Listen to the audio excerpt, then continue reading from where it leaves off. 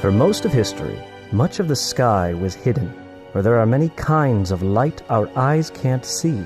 And despite the use of powerful technologies that made this light visible, the sky remained veiled because our atmosphere blocked much of the light from reaching the ground.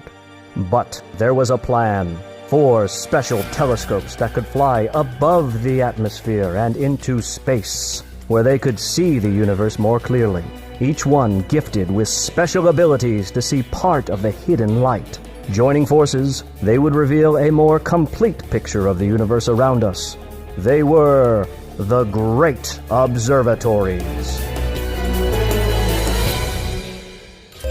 The Spitzer Space Telescope, created to see the infrared universe. But because much of the infrared light comes from relatively cool objects in the cosmos, there was one condition on which Spitzer's special power rested.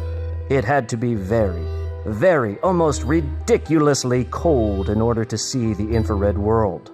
Otherwise, the telescope's own heat and that of the Earth around it would overwhelm its special abilities. But Spitzer was up to the challenge.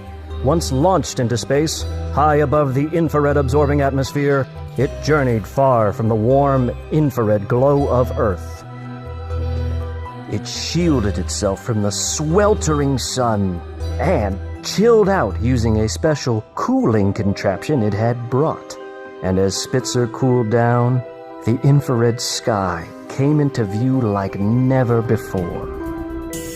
With its power of infrared sight, Spitzer could see through clouds of dust in space to show the places where stars are born. Spitzer even studied alien planets in other solar systems, something even its creators never designed it to do.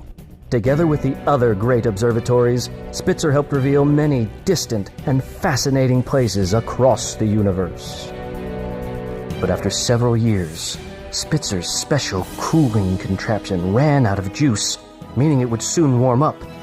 Would this mean the end of our hero's observing days? Not Spitzer. There were still plenty of infrared things it could see just fine, and it just couldn't quit. Many years later, having revealed a whole side of the universe we would not have seen without it, NASA's Infrared Great Observatory retired.